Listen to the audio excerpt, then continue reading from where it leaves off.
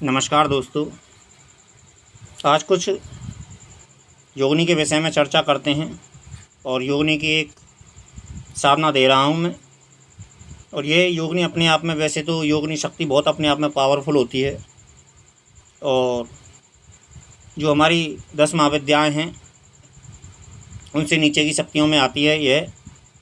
और योगनी अपने आप में एक कहा जाए तो बहुत कुछ देने में समर्थ है और यूँ कहें कि संसार के सारे भौतिक सुख देने में समर्थ है, क्योंकि ऐसा कहा जाता है साधकों के ज़रिए कि जब हम देवियों की साधना करते हैं तो सबसे पहले हमें अनुभवी योगनी ही अनुभव कराती हैं और योगनी ही हमारी साधना में जब भी हमें अनुभव होता है तो योगनी ही हमें दर्शन देती हैं। सबसे सर्वप्रथम योगनी ही अनुभव कराती हैं। और योगनी के विषय में जो आज मैं तुम्हें एक साधना देने जा रहा हूँ, साधना के विषय में कहा जाता है, इस साधना के विषय में कि समस्त प्रकार की अतृप्त अच्छाओं को पूर्ण करने वाली एवं भौतिक और आध्यात्मिक उपलब्धियों हेतु यह योगनी साधना विलक्षण है। योगनी तंत्र की आधारभूत देवियाँ हैं। यह अपूर्व सुंदरी होने के साथ साथ तंत्र के दुरूह रहस्यों को भी ज्ञाता हैं। यह साधना योगनी एकादशी के दिन संपन्न की जा सकती है। साधना में श्वेत वस्त्र धारण करें और वह उत्तर मुख होकर, यह एक दिवस की सरल साधना है। दत्त चित्त से इस मंत्र की 21 माला जप करें और साधना पूर्ण होने के पश्चात माला को स्वच्छ बहते हुए जल में प्रवाहित कर दें। इस साधना से जीवन के प्रत्येक पक्ष में अनुकूलता का अनुभव होने लगेगा। धन, स्वास्थ्य व सौंदर्य यह सब साधक के प्रति आकर्षित होने लगेगा।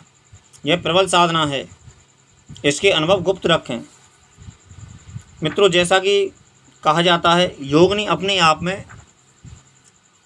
सबसे पहले हमारी जो उसमें आती है, हमारी शक्तियों में अप्सरा साधना आती है, तो उससे तीव्र मानी जाती है यक्षणियाँ।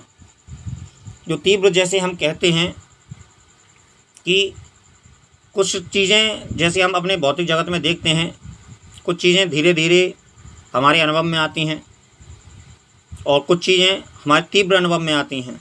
जैसे हम पानी पीते हैं और हमें तुरंत प्यास का बुझने का अनुभव होता है। यदि हम आग में हाथ डालते हैं तो आग में हाथ डाल के हमें तुरंत महसूस होती है आग। और इसी तरह हम जब दवा का सेवन करते हैं, बहुत सी दवा, देसी दवाओं में यह खासियत देखी गई है कि देसी दवा, अंग्रेज़ी दवा हमें तुरंत असर करती है और देसी दवा जब हम खाते हैं तो वो थोड़ा सा धीमा अनुभव देती है। ठीक वो भी करती है, दोनों करती हैं ठीक, लेकिन अनुभव दोनों का अलग अलग होता है। ऐसी एलोपैथिक भी होती है और भी अनेक प्रकार की, और हेम्योपैथिक भी होती है और ऐसी अनेक दवाएं होती हैं, अनेक प्रकार की यूनानी दवाएं होती हैं। हर चीज़ का अपना अपना एक अनुभव होता है। तो इसी प्रकार जब हम अप्सरा साधना करने बैठते हैं तो हमें उस हिसाब से गति नहीं मिलती है साधना में। जो हम सोचते हैं अपने जीवन में, हमें उस हिसाब से उन्नति नहीं मिलती है। लेकिन जब हम यक्षिणी साधना करते हैं तो उससे तीव्र हमें अपने जीवन में अनुभव भी होते हैं। यक्षिणी साधना का एक बात और है कि यक्षिणी साधना में हमें अनुभव ज़्यादातर होते हैं और वो अनुभव कैसे भी हो सकते हैं और तीव्र अनुभव होते हैं अप्सरा साधना की अपेक्षा में।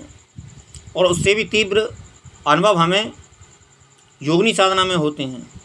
लेकिन योगनी साधना के विषय में ऐसा भी कहा जाता है कि योगनी साधना एक उच्च कोटि के साधक के लिए कही जाती हैं और या फिर एक जो साफ निर्मल मन हो उस साधक के लिए कही जाती हैं। जो मन में कुचेष्टा रखता है या फिर जो गलत भाव से देखता है, गलत भाव से सोचता है, तो उन लोगों को योगनियों से दूर रहना चाहिए।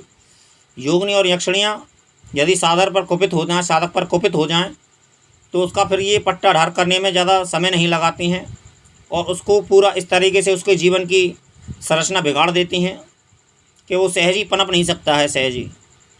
और एक बार यदि कोई उखड़ जाए अपने जीवन के, अपने पाँव से नीचे से उसकी सारी चीज़ों को छीन लिया जाए, तो फिर उसे दोबारा खड़ा होने में बहुत एक अलग विषय है। इस विषय से इस साधना का कोई संबंध नहीं है, लेकिन फिर भी ऐसी साधनाओं में एक पवित्र मन के व्यक्ति को साधना में उतरना चाहिए और पूरी श्रद्धा से, पूरे भाव से साधना करना चाहिए। तो यह 1 दिवसीय साधना है और इसका मंत्र है। इसमें तुम्हें यंत्र की भी आवश्यकता पड़ेगी और प्राण प्रतिष्ठित यंत्र और माला वगैरह आप रुद्राक्षी ले सकते हैं, लेकिन आपको इसमें यंत्र की आवश्यकता जरूर पड़ेगी, क्योंकि किसी भी तंत्र साधना में यंत्र का बड़ा महत्व होता है। मंत्र कुछ इस प्रकार है इसका, ओम ह्रीम योगिनी आगच्छ आगच्छ स्वाहा।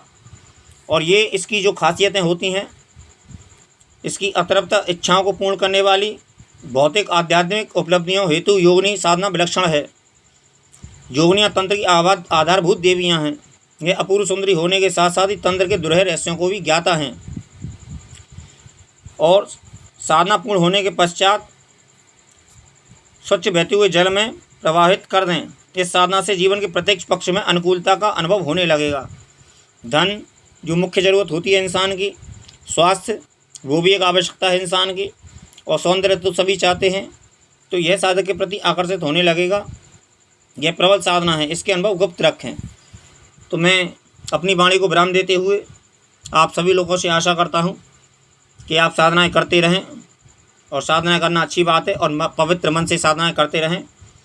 अपने जीवन में ऐसे किसी भी लक्ष्य को नहीं रखना चाहिए जो कठिन हो या फिर जो गलत लक्ष्य हो। ऐसे लक्ष्यों की तरफ हमें आकर्षित नहीं होना चाहिए। और मैं यही कहता हूँ, हर हर महादेव।